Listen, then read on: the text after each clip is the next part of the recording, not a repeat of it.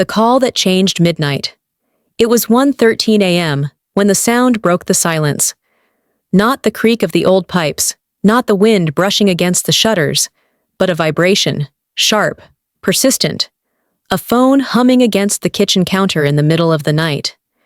I should have been asleep. I should have rolled over, pulled the blanket tighter, and let it go. But something inside me, an instinct honed by years of small lies and restless evenings, wouldn't let me ignore it. I slipped out of bed, my bare feet against the cold floor, and followed the glow of light spilling under the kitchen door. That's when I saw him, my husband, sitting at the table, head bent, phone pressed to his ear. And his voice. It wasn't the voice I knew. It was softer, quieter, threaded with a nervous laugh he hadn't used with me in years.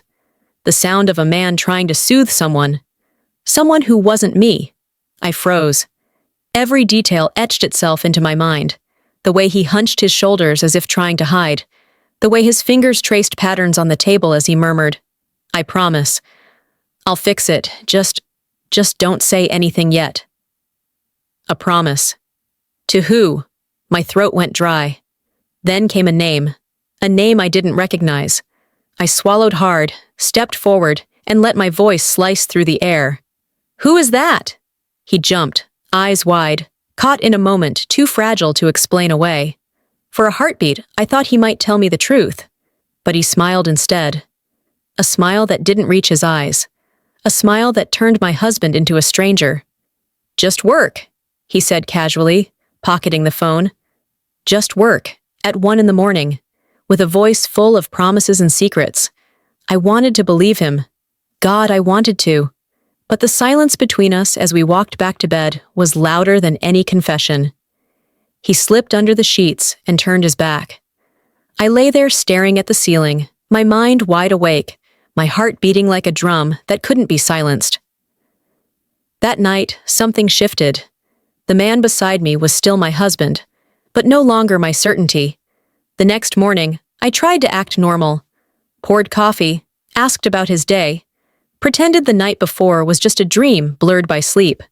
But when he kissed my cheek and whispered, "Don't wait up tonight, I'll be late," the dream sharpened into reality. Late again. Another meeting, another phone call I wasn't meant to hear. I began noticing details I used to overlook. The way his phone was never left unattended anymore. The new passcode he entered faster than my eyes could catch. The way he laughed at messages he wouldn't show me. Every gesture felt rehearsed, every excuse smoothed over too perfectly. And in my silence, I felt myself shrinking. You see, betrayal doesn't always start with a confession or a scandal. Sometimes it starts with a whisper in the kitchen at 1:13 a.m., when the world is asleep and the person you trust most is speaking to someone else. That was my beginning. A crack in the glass.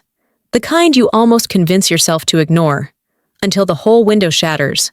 So before you get too comfortable, take a moment to like this video and subscribe, but only if you truly enjoy what I'm sharing here. And tell me in the comments, where are you watching from and at what time of day? Maybe you're lying awake like I was, searching for a voice in the quiet, because this isn't just a story, it's a confession. And trust me, the first phone call was only the beginning. Hairline cracks in trust. The first night might have been brushed aside, tucked under excuses and exhaustion. But when it happened again, when the whispers came back in different forms, I knew it wasn't a single mistake. It was a pattern. He started coming home later, always with a reason that felt too polished, too smooth to be real. Traffic was terrible. The meeting ran long. You wouldn't believe how much paperwork stacked up. Each sentence carried the weight of something rehearsed. I wanted to believe him, but belief doesn't grow in shadows. It shrivels there. At first, it was little things. His laughter when a notification buzzed, a sudden silence when I walked into the room, the way his phone lived in his pocket instead of on the table. It was as if the device had become a part of his body, fused to him. I asked once, lightly, playfully, "Since when do you keep your phone under lock and key?" He smiled without looking up. "Everyone does these days. Security, you know." But I remembered a time when his phone was left face up on the counter, half the messages from me. Now, even the sound of a vibration sent him moving faster than he did for anything else. The distance didn't come crashing down all at once. It crept in quietly. He stopped asking about my day. He stopped noticing when I wore his favorite sweater, the one he used to tug at playfully. Meals together became silent exercises, each of us staring at separate screens. I would push food around my plate, wondering if he even noticed when I wasn't eating. One evening, I tried to catch his eyes across the table. "You seem tired," I said. He looked up quickly, too quickly. "Work," he muttered. Then his fork clattered down, and he added, almost too sharply, "Don't start, please." The words cut deeper than he intended. "Don't start." As if I were the problem, as if my noticing the cracks was worse than the cracks themselves. That night, I lay awake listening to his steady breathing, and I asked myself the questions that keep a person awake long after midnight. Am I imagining this? Has he changed, or have I? When did our laughter turn into silence? The next morning, he kissed me lightly on the cheek before leaving for work. It should have felt comforting. Instead, it felt like a performance. I began keeping track, not openly, just notes scribbled in the back of an old notebook. Times, dates, little inconsistencies. I didn't know what I was searching for exactly. Proof? Or maybe I just needed reassurance that I wasn't going mad. But the notebook grew heavier with each entry. April 3rd, phone call at midnight. Laughed softly. April 7th, late again, said traffic. Roads were empty. April 12th, whispered in the driveway before coming in. The page started to look less like paranoia and more like evidence. I tried confronting him once. We were folding laundry, the most ordinary of tasks. I held up one of his shirts and asked, "Why do you always get calls so late? Who needs you at 1 in the morning?" He didn't even flinch, just reached for another shirt and said, "You're imagining things. I swear you're working yourself up for nothing." The words stung because of the way he said them. Calm, steady, dismissive, like a doctor telling a patient their pain isn't real. And for a moment, I almost believed him. Almost. But when he left the room, I stayed behind with my hands buried in a pile of folded shirts, my heart heavier than the cotton in my grip. Trust doesn't break in an explosion.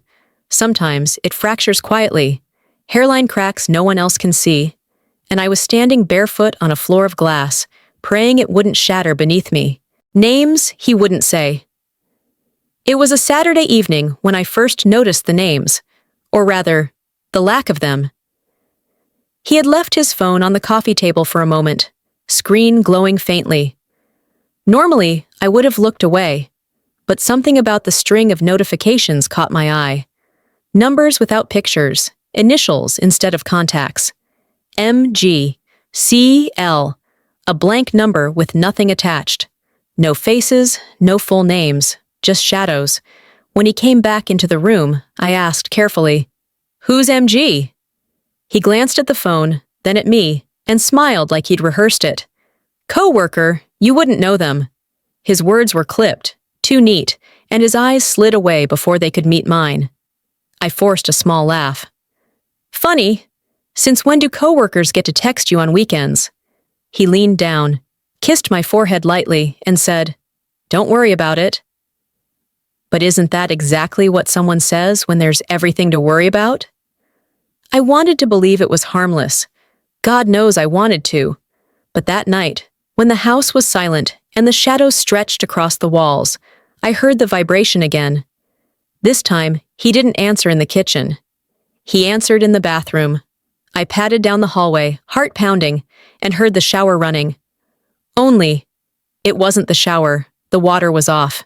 It was the sound of him, whispering into the phone, voice muffled by tiled walls. I pressed my ear to the door. His words were broken fragments, but they carried weight. "Not tonight." "She's here." "Soon, I promise." And then silence. The kind of silence that isn't empty, but loaded. I walked back to bed before he could see me, pulled the blanket tight, forced my breathing into the slow rhythm of sleep. A few minutes later, he returned. His footsteps were careful, too careful, as if he knew I was pretending. He slid under the covers.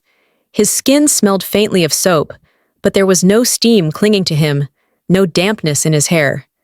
The shower hadn't been used at all. I lay still, staring into the darkness, every nerve in my body awake. The next morning, I asked casually, "Were you on the phone late?" He didn't blink. Just checking emails, couldn't sleep. Emails, at 2 in the morning, from MG or CL or one of the nameless shadows he carried in his pocket. I smiled thinly and said nothing. But inside, the questions grew louder. Trust is a fragile thing. Once cracks appear, you can't help but press your fingers against them, testing how deep they run. And each time he chose silence, each time he chose half-truths over honesty, the cracks spread.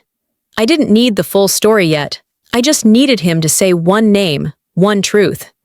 But he wouldn't. And that was its own kind of answer. That night, I opened my notebook again. Added a new entry. April 20th. Bathroom. No shower.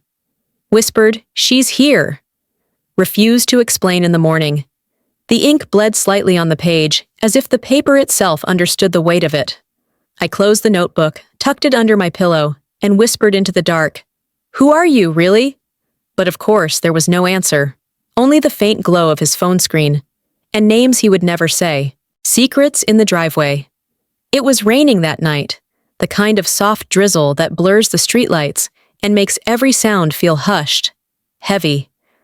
I couldn't sleep again, so I wandered to the window, staring out at the dark curve of the driveway.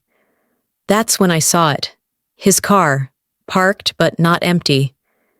The engine wasn't running, no headlights, just the faint glow of the dashboard light casting shadows over his face.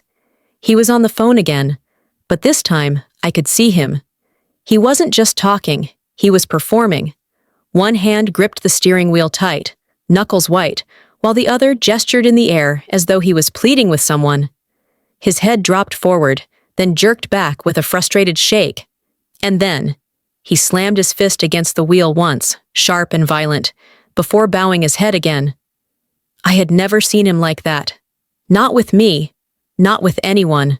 The rain tapped against the glass in a steady rhythm as I watched. Frozen. Who was on the other end of that call? What kind of words could pull that kind of reaction out of the man I thought I knew better than anyone? When he finally came inside, his steps were careful, quiet. He didn't notice me standing in the dark hallway. He didn't even look up, just set his keys down on the counter and poured himself a glass of water, as if nothing had happened. I wanted to step out and confront him, to ask, why the driveway? Why the secrecy? Why the anger? But I stayed hidden in the shadows, heart racing, watching him retreat into the bedroom without a word. And maybe part of me was scared of the answer. The next morning, I tried again. Over toast and coffee, I asked, "Rough night?" He paused, mug halfway to his lips. "Not really, just couldn't sleep." Couldn't sleep, that was his story. But I had seen the fist slam, the hunched shoulders, the whispered pleas. And the way he avoided my eyes told me everything I needed to know. There was a truth here, but it wasn't mine to share. Later that week, I decided to test him. "I heard something last night," I said casually, folding laundry. He froze for a fraction of a second before forcing a smile. "Probably the neighbors. Their dog barks at everything." Neighbors, dogs, excuses dressed as explanations. I held his shirt in my hands, staring at the seams, and thought, if he can lie about the little things this easily, how big is the lie he's hiding? That night, I couldn't help myself. I slipped my shoes on, crept outside, and stood in the shadows of our porch. I waited. And sure enough, the glow of his phone lit up the car again. I couldn't hear his words this time. The rain was heavier, drumming on the roof, but I didn't need to. His posture told me everything. The bowed head, the trembling hands, the way his shoulders sagged as though carrying someone else's weight. I shivered, but not from the cold. Betrayal doesn't always scream. Sometimes it whispers from the driveway while the house sleeps. And as I watched him through the rain-streaked glass, A thought carved itself deep into my chest. Whatever he was hiding, it was no longer just his secret. It was mine too. Gaslight, then silence. I had promised myself that the next time I wouldn't stay silent, and the next time came sooner than I expected. It was a Tuesday evening. Dinner sat between us, his plate barely touched, my fork moving food I didn't taste. The air felt thick, charged, like the quiet before a storm. I set my fork down and asked, steady but direct, "Who keeps calling you so late? Why do you always step outside or hide in the bathroom?" His reaction wasn't anger at first. It was something worse. A small, tired smile. A shake of his head, as though my words were nothing more than a joke that fell flat. "You're overthinking again," he said gently, his tone dripping with calm. "You've been stressed. Work, the bills. Maybe you're imagining things." Imagining things. The phrase hit me like a slap. It was too smooth, too practiced, the kind of line someone pulls from a pocket because they've used it before. I leaned forward. "I heard you. I saw you. Don't tell me I'm imagining it." His eyes narrowed just slightly, the way someone looks when a mask starts to slip. "You don't trust me anymore, after everything?" He twisted it, turned my suspicion into betrayal of him. My chest tightened, fury and shame colliding. I wanted to scream, "No, this isn't about me. It's about you." But the words caught in my throat because part of me still wanted him to hand me the truth. Instead, he sighed and stood up, rinsing his barely touched plate in the sink. "I'm tired of fighting over nothing," he said flatly. "If you can't trust me, maybe that's the problem." And just like that, he ended it. The silence that followed was unbearable. It wasn't the kind of silence that comforts after a long day. It was the kind that suffocates. The kind where every clock tick, every floorboard creak, becomes a reminder that the person you love is choosing silence over honesty. I sat alone at the table, staring at the crumbs left on my plate, and felt myself unraveling. That night, I tried one last time. As he slipped into bed, I whispered, "Please, just tell me the truth. Whoever it is, whatever it is, I'd rather face it than live like this." For a moment, I thought he might turn. His breathing hitched, just slightly, but then he pulled the blanket higher over his shoulder and muttered, "Good night." 2 syllables, sharp as a blade, and I lay there, wide-eyed in the dark, wondering how good night could sound so final. Gaslighting isn't always shouting, isn't always dramatic. Sometimes it's a smile that tells you your reality is wrong. Sometimes it's silence that crushes the words in your throat. That night, I wrote in my notebook again, May 2nd. Asked directly. He flipped it back on me, said, "I'm imagining things." Chose silence. The ink smeared where my hand shook, and as I closed the book, I realized I was no longer keeping track just for myself. I was building a record. Proof. Because deep down, I knew the day was coming when silence wouldn't be enough to keep the truth hidden. The debt I didn't owe. The letter arrived in a thick white envelope, tucked among bills and flyers I usually sorted without thought. I almost missed it, until I saw my name printed beside his, bold and official. At first, I assumed it was another insurance update, maybe something about the mortgage. But when I tore it open, my stomach dropped. Rows of numbers, red deadlines, and amounts I could barely comprehend stared back at me. A loan, tens of thousands, and my signature. Except I had never signed a thing. I sat at the kitchen table, letter trembling in my hands. The numbers blurred as I read them again and again, waiting for some detail that would prove it wasn't real. But it was. When he came home that evening, I didn't waste a second. I held the paper out like a weapon. "What is this?" He scanned it quickly, then laughed. Laughed, as if the crushing weight of debt with my name attached was a joke. "Clerical error," he said easily. "Don't worry about it. These companies mess up all the time." My throat burned. "A clerical error doesn't forge my name." His smile faltered for a fraction of a second. Then he put the paper down, kissed the top of my head, and whispered, "I'll fix it." But he didn't fix it. Instead, more letters followed. Final notices. Urgent response required. Each one stamped in threatening red. Each one reminding me I was tied to something I hadn't agreed to. I tried asking again. Where did this debt come from? What are you hiding from me? He sighed, as though I were a child nagging about nothing. You don't understand how complicated things are. I'm handling it. Trust me. Trust. The word tasted bitter on my tongue. At night, I lay awake with the numbers circling in my mind. Numbers that could crush us. Numbers I never chose. I thought about the jobs I'd worked, the bills I'd paid on time, the sacrifices I made to keep our lives steady. And now I was staring at debt I didn't owe, carrying guilt I hadn't earned. It was as if my life had been signed away in ink I never touched. I began digging quietly, calling numbers on the letters, speaking to strangers who read my account details back to me with steady voices. Each call confirmed what I feared. The loans were real. My name was attached. My husband had used me like a signature on a line. One clerk even asked, "Do you have a joint file with your spouse?" The word joint nearly made me choke. No, I thought. This wasn't joint. This was theft wearing the mask of love. That night, I sat at the table waiting for him to come home.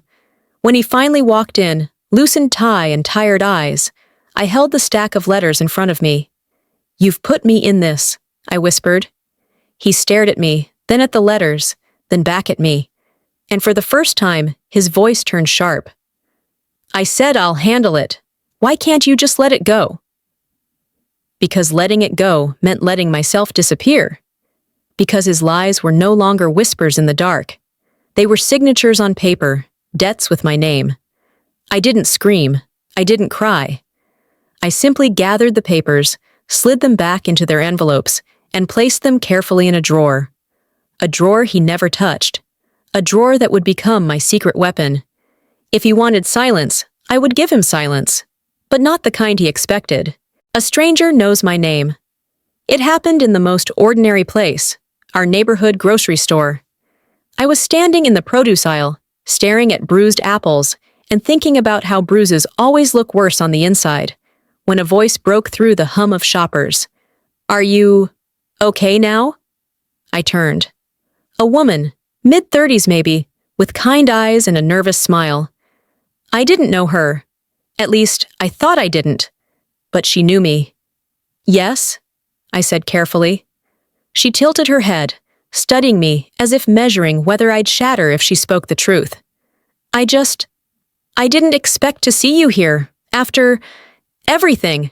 My stomach tightened. Everything? What do you mean? I asked. Her eyes flickered with regret. Oh, maybe I shouldn't have said anything. Then softer. He told me you weren't well.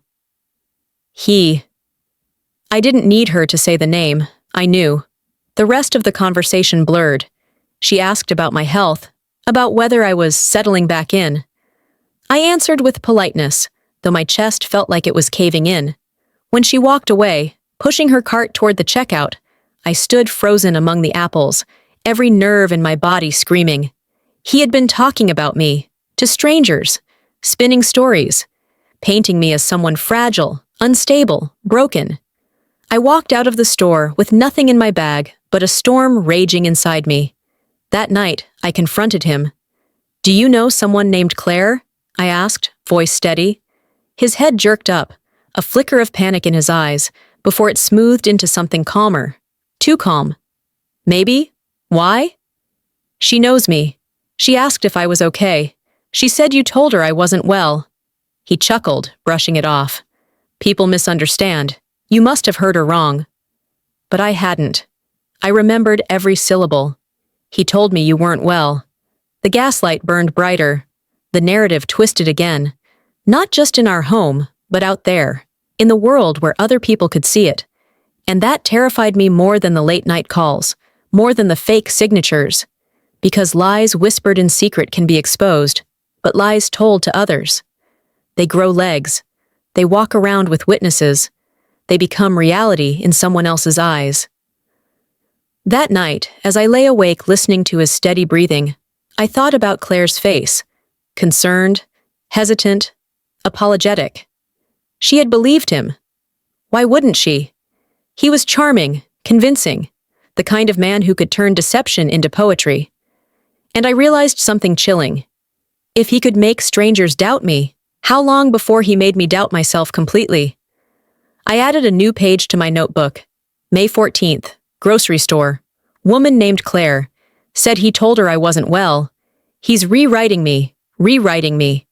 I traced the words again and again until the ink almost tore through the paper. Because that's what betrayal really is sometimes. Not just the secret you keep, but the story you tell about the person you betray. The next morning, I smiled at him across the breakfast table, pretending nothing was wrong. But inside, I made a vow. If he wanted to rewrite me, I would keep the original manuscript. Word by word, lie by lie. Proof that I wasn't crazy. Proof that I was still me. The storage unit key. It was an accident, or at least it looked like one. I was cleaning out the laundry basket, shaking crumbs of lint from the bottom, when something small and metallic slipped out of the pocket of his gym shorts. A key. Not a house key, not a car key. This one was brass, thinner, with a tag stamped in block letters, number 214. I stared at it in my palm. We didn't have a locker at the gym. We didn't rent anything anywhere. So what was this? That night, I slid it back into his pocket, pretending I hadn't noticed. But my heart wouldn't settle. The image of that tag burned itself into my mind. 2 days later, while he claimed to be working late, I drove across town following a hunch. I stopped at a row of beige storage units, their metal doors stretching endlessly like a street of secrets. Unit number 214 was near the corner. The key fit perfectly. When the door rolled up, I expected clutter. Old furniture, boxes of forgotten junk. But what I found was organized. Too organized. Neat stacks of boxes labeled in his handwriting. New linens folded with precision. Toys still wrapped in plastic, as though waiting for hands that had never touched them. A baby crib leaned against the wall, unassembled. And there, sitting carefully on a shelf, was a framed family photo. But it wasn't ours. It was him. Smiling, younger, with an arm around someone I didn't recognize. Beside them, a space in the photo, an empty gap, as if a person had been cropped out. My knees nearly gave way. I grabbed the shelf to steady myself, staring at the faces, at the ghost of a story I had never been told. Who were they? Why was this here? Why was he keeping it like a shrine? I didn't take anything. I didn't disturb the careful order. I just closed the door, locked it again, and drove home with my hands gripping the steering wheel so hard they left marks. That night, he came home whistling, as if the world was light on his shoulders. He kissed me on the cheek and asked, "What's for dinner?" And I stood there, wooden spoon in my hand, wanting to scream, "What's in unit number 214? Who are they?" But I didn't. Not yet. Instead, I waited until he was asleep. Then I opened my notebook again. May 20th. Key to storage unit. Inside, baby crib, new toys, linens, photo of him with unknown woman. Gap in picture. Everything organized, not abandoned. My hand trembled as I wrote. The words looked surreal, like I had stolen them from someone else's life. I lay in bed staring at the ceiling. Every inhale, every exhale felt sharp in my chest. Was this a secret past? A hidden future? Or something far darker, sitting just beyond the edges of what I was allowed to know? The truth had stopped whispering. Now it was shouting through metal doors and brass keys, and I knew I couldn't ignore it anymore. Cradle songs at dawn. I told myself I wouldn't follow him again, that I'd keep my dignity intact, that I wouldn't sink into shadows and suspicion. But suspicion has a way of tightening its grip around your ribs until you can't breathe without giving in. So at dawn, I slipped behind the wheel of my car and trailed him at a distance. The sky was still pale, streaked with the first hints of light, when he turned not toward his office, but down a quiet side street. He parked in front of a building with a painted sign I could just barely make out, Women's Health Center. My chest tightened. He walked inside quickly, almost furtively, looking over his shoulder once before disappearing through the doors. I stayed put. My fingers drummed against the steering wheel, my mind running in circles. Why here? Why now? Minutes stretched like hours. Then, faintly, through an open window, I heard something I couldn't mistake.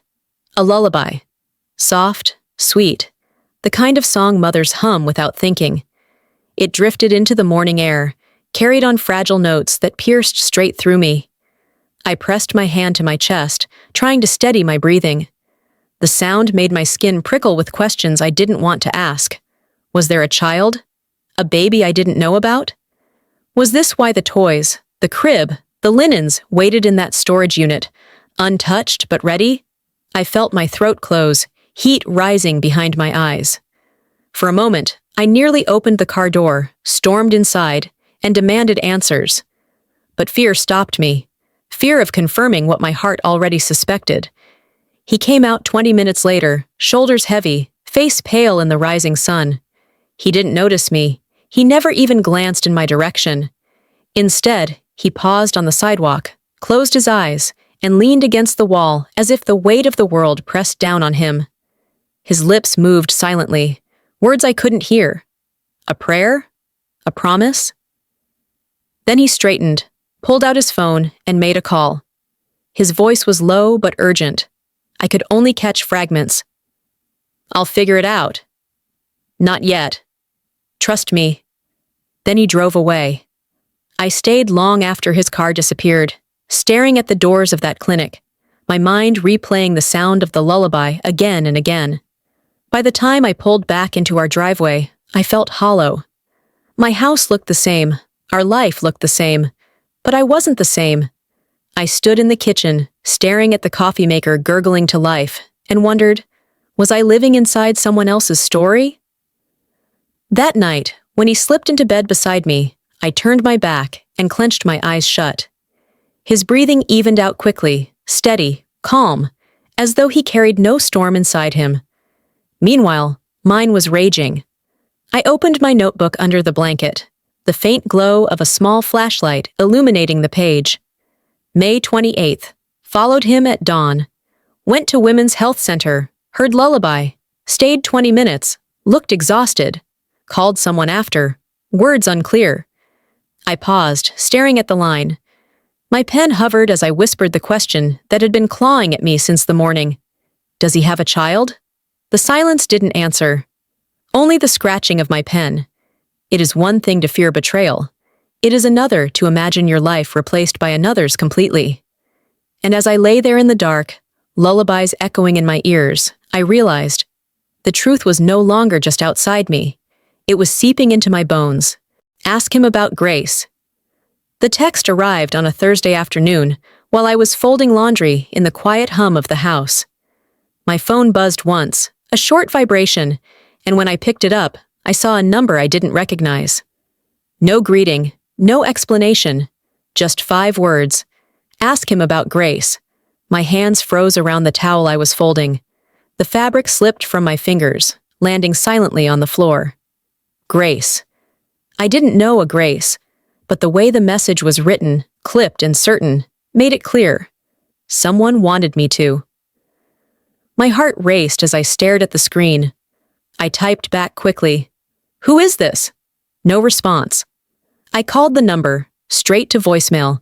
For the rest of the day, I kept glancing at my phone, waiting for another message that never came. But those words, those 5 words, echoed louder than anything else I'd heard in months. Grace. A name that suddenly felt like a key. That night, I watched him closely at dinner. Every small gesture seemed suspicious, every pause a possible clue. When he reached for his water glass, I imagined Grace's name lingering in the back of his throat. When he smiled at me, I wondered if he'd ever smiled at her the same way. I wanted to ask. God, I wanted to. But fear pressed my tongue flat against my teeth. So I waited. Later, when he left his jacket draped carelessly over the couch, I slipped my hand into the pocket. His phone wasn't there, but a crumpled receipt was. It was dated last week. A restaurant across town I had never been to. 2 entrees. A bottle of wine. A charge that looked nothing like the life we lived together. And on the back, in hurried scrawl, A name. Grace. I sat there staring at the receipt until the letters blurred. When he finally came into the room, I slipped it back before he could see my shaking hands. "Everything okay?" he asked, his tone light, casual. "Fine," I whispered, my voice thinner than paper. But inside, a fire had started. I opened my notebook that night with trembling hands. June 3rd, text from unknown number. Ask him about Grace. Found receipt in his jacket. Name written, Grace. No explanation yet. The page looked damning already. My secret record was filling with fragments, puzzle pieces, evidence he didn't know I was collecting. The next morning, as he kissed me goodbye, I caught the faintest whiff of perfume that wasn't mine. Light, floral, lingering. I smiled, but my hands curled into fists behind my back. Grace wasn't just a name anymore. She was a presence. She was in the receipts, in the perfume, in the silence that stretched between us like glass ready to break. And I knew the time was coming when I'd have to ask him directly. But not yet. Not until I had more than whispers and paper. For now, I kept the secret close, the way you hold a knife against your palm, hidden but sharp. Grace had entered my story, whether I was ready or not. Half-truths over coffee. The kitchen smelled of coffee and toast, but my appetite was gone. He sat across from me, scrolling his phone, the faint blue light reflecting off his face. I clutched my mug, heartbeat loud in my ears, and finally said the name aloud. "Who's Grace?" The reaction was instant, though subtle. His thumb froze mid-scroll.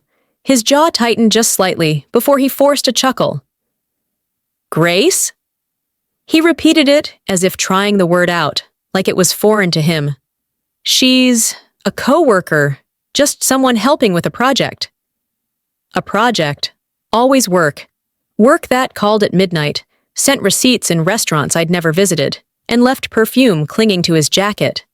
I raised an eyebrow. "Funny, I don't remember you ever mentioning her."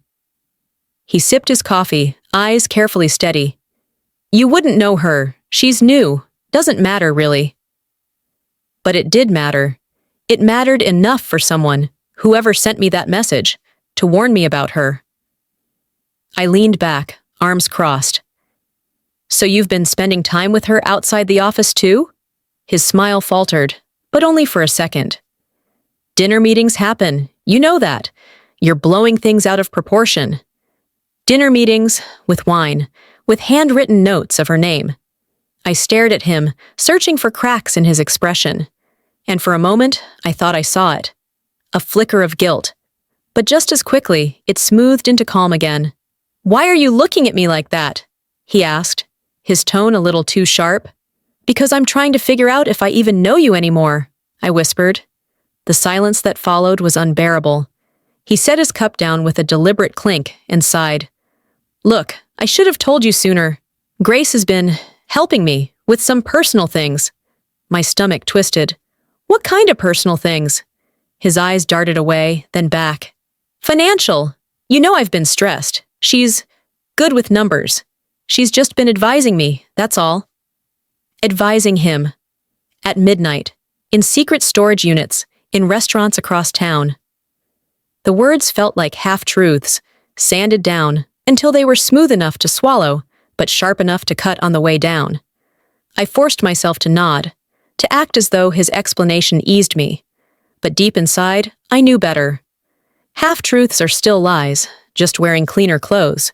When he left for work, I sat at the kitchen table, staring at his empty cup. The faint ring of coffee left behind felt like evidence. A mark, proof that he'd been there, but not fully present. Later, I pulled out my notebook and wrote, June 9th. Asked directly. Said Grace is a coworker helping with finances. Doesn't add up. Half-truths over coffee. My hand shook as I closed the book. I realized I wasn't just documenting his actions anymore. I was documenting my unraveling. The way each word of his scraped against the inside of me, leaving marks. That night, when he came home, he kissed my cheek and asked about my day. His voice was warm, practiced, the same voice that had once made me feel safe. But all I could think about was Grace's name on that receipt, Grace's shadow in our kitchen, Grace's perfume on his jacket. And I knew the truth was bigger than coffee, bigger than excuses. It was only a matter of time before it surfaced. Paper cuts and signatures. The envelope was thicker than usual, its corners creased as though it had been handled too many times before it landed in our mailbox. My name was printed neatly beside his, but the weight of it felt heavier than paper. I sat at the dining table, heart pounding, as I tore it open. Inside were contracts, legal documents tied to a loan, stamped urgent. My eyes scanned the pages until they stopped on one line that made my blood run cold. My signature. Except, it wasn't mine. The letters curved wrong, the ink too fluid. Someone had tried to copy the way I wrote my name, but it wasn't exact. It was a forgery. And yet, there it was, legally binding, tying me to debt I never agreed to. I pressed my hands flat on the table, trying to steady my breath. The same table where we'd once planned vacations, scribbled grocery lists, celebrated birthdays. Now it was a battlefield covered in paper cuts. When he came home that evening, I held the documents out. Care to explain this? He glanced at them once, then sighed as though I'd brought him the wrong brand of milk instead of evidence of betrayal. Relax. It's nothing. Just paperwork. I told you I'd handle it. Handle it. That phrase again, the bandage he kept slapping on wounds that were already festering. You forged my name, I snapped, voice shaking. This isn't nothing. This is fraud. This is... He cut me off, sharp this time. Do you want me to fix it or not? For a moment, I couldn't even breathe. He wasn't denying it. He wasn't apologizing. He was simply managing me, as if my outrage was an obstacle, not a wound. I didn't agree to this, I whispered. His eyes softened, but it was the softness of a mask, not a heart. I did it for us, to protect us. You'll see, it's better this way. Better. How could stealing my name, my identity, be better? That night, I called the number on the documents. The lawyer spoke gently, as though I were already broken. He read back my signature to confirm. I never signed that, I said, my voice raw. There was a pause on the other end, the kind of silence that confirms your worst fear. Ma'am, then you may have a bigger problem. I hung up, numb. My notebook lay open in front of me, the pen heavy in my hand. June 16th. Received urgent documents. My name forged. Legal debt tied to me. He admits but frames it as, for us. Lawyer says bigger problem. The words bled across the page, shaky and uneven. When I looked up, the dining table seemed foreign to me. The place where I'd once felt safe now felt like enemy ground. I traced my fingers over the grain of the wood, remembering the countless dinners, the laughter, the moments that had stitched our lives together. Now it was covered in scars of ink and lies. Later that night, he reached for my hand as we lay in bed. His fingers were warm, steady, almost comforting. Almost. Because as his thumb brushed against mine, all I could see were the forged letters of my name.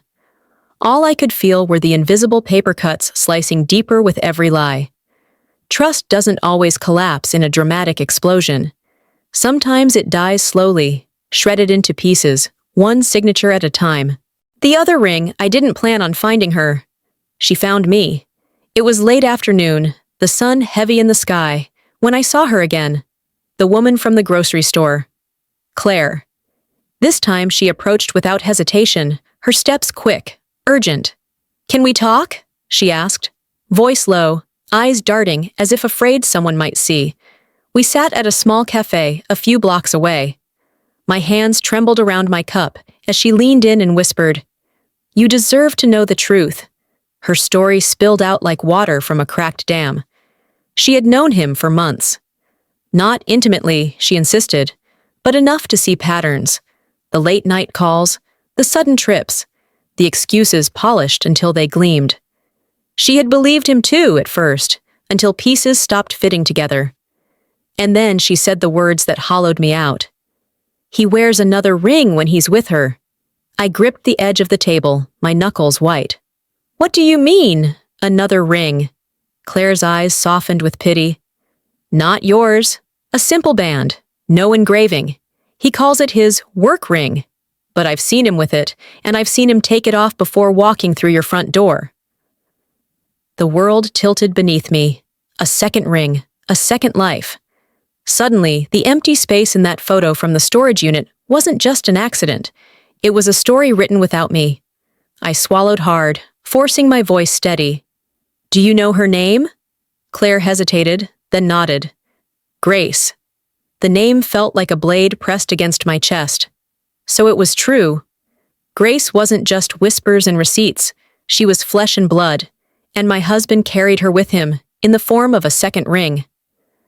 That night, I sat at our dining table long after he'd gone to bed. The lamp cast a soft circle of light, illuminating the notebook that had become my lifeline. June 23rd.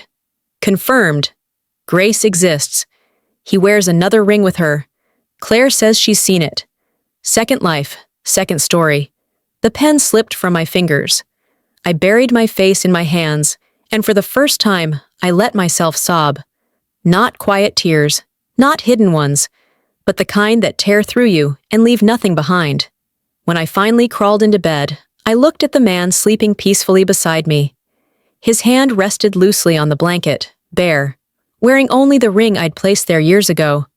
But now, when I looked at it, all I could see was the phantom of the other ring, the one that belonged to Grace. Betrayal has many forms.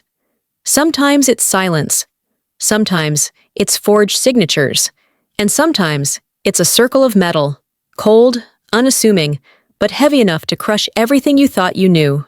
Collapse, one room at a time. The house didn't crumble overnight. It emptied slowly, first of laughter, then of trust, and finally of meaning. Each room seemed to betray me in its own quiet way. The kitchen, once warm with shared meals, now held only his half-eaten plates and my untouched coffee. The living room, where we'd spent winters curled under blankets, became a place of silence, broken only by the buzzing of his phone. And our bedroom. Our bedroom felt like a stage, where he played the role of a husband while hiding lines from another script. I could feel it, the collapse. Not sudden, not loud, but inevitable. I tried one last time. Sitting across from him on a rainy evening, I said, I know about Grace. His fork paused halfway to his mouth. For a split second, the mask slipped. His eyes flashed with panic. Then he set the fork down, calmly, almost defiantly. You don't know the whole story, he said softly. Then tell me, I whispered. He leaned back, hands folded, like a man preparing for trial. It's complicated. You wouldn't understand. I've been fixing things. She's been helping, that's all. Helping, fixing. The same tired words, dressed up to hide the rot beneath them. Do you love her? The question escaped before I could stop it. His silence was worse than any answer. He stared at me, unblinking, and in that silence, I heard the truth. He didn't have to say yes. He didn't have to say no. The collapse had already spoken for him. After that night, I stopped asking. Instead, I observed, the way his phone never left his hand, the way his shoulders relaxed only when he was away from me, the way his eyes, once so open, now carried shadows I was never meant to enter, and little by little, I felt myself disappear from the home we had built together. One afternoon, while folding laundry, I found a shirt that wasn't his. Women's. Soft fabric. Perfume that wasn't mine. I held it for a long time, my fingers trembling, before carefully placing it back in the basket. I didn't confront him. I didn't need to. The house had already testified against him. I opened my notebook, my silent witness to everything, and wrote, June 30th. The house is no longer mine. Every room carries evidence of her. Silence confirms more than words ever could. He admits nothing, but says everything. Rooms empty quietly when trust is gone. First the closet, then the calendar, then the future. And as I stood in the doorway of our bedroom that night, watching him sleep soundly, I realized something. Love can be patient. Love can be forgiving. But sometimes, love simply doesn't survive. What I keep, what I leave. By the time the truth had settled fully into my bones, I knew what I had to do. There was no explosion, no final argument to end it all. Just me, standing quietly in the middle of our home, deciding what belonged to me and what no longer did. I started small, a box for the photographs no one staged, the ones where my laughter was real. A folder for recipes scribbled in my own handwriting, stained with flour and fingerprints. The small plant by the window, leaves curling toward the light. Something I had kept alive when so much else had withered. Everything else. I left. The phone still rang at night, its glow casting long shadows across the bedroom wall. But it wasn't my emergency anymore. Whatever promises he whispered, whatever secrets he carried, they no longer belonged to me. For the first time in months, I felt my spine straighten. The weight slid from my shoulders, like a coat I had worn too long. I was not leaving with nothing. I was leaving with myself. The morning I walked out, the sky was soft with dawn. My suitcase was light, lighter than I expected. He stirred when I closed the door, but didn't rise. Maybe he knew, maybe he didn't. Either way, I didn't look back. The street smelled of wet pavement, the world waking up around me. And as I stepped forward, I whispered to myself, "This story is mine now." In the weeks that followed, the silence felt strange at first. No vibrating phones at midnight, no whispered lies in the driveway, no forged signatures sliding across the dining table. Just quiet. I learned to fill it with new sounds, music from a radio, laughter from neighbors, the steady rhythm of my own breathing when I finally slept through the night. I learned that healing isn't loud. It's gentle. It's the act of planting tomatoes in a small pot and watching them grow, leaf by leaf, reminding you that life can begin again. Sometimes the ache still comes. A memory rises like smoke, the smell of his jacket, the warmth of his hand. And for a moment, I almost believe it was real. But then I remember the other ring, the forged papers, the name Grace whispered in the dark. And I know I was never the one who broke this story. I was the one who survived it. If you've stayed with me until the end, maybe your heart has felt something too. Leave a comment, hit like, and subscribe if you'd like to continue sharing these stories with me, because betrayal has many endings. Mine wasn't loud or cinematic. It was quiet. It was me choosing myself. And maybe that's enough.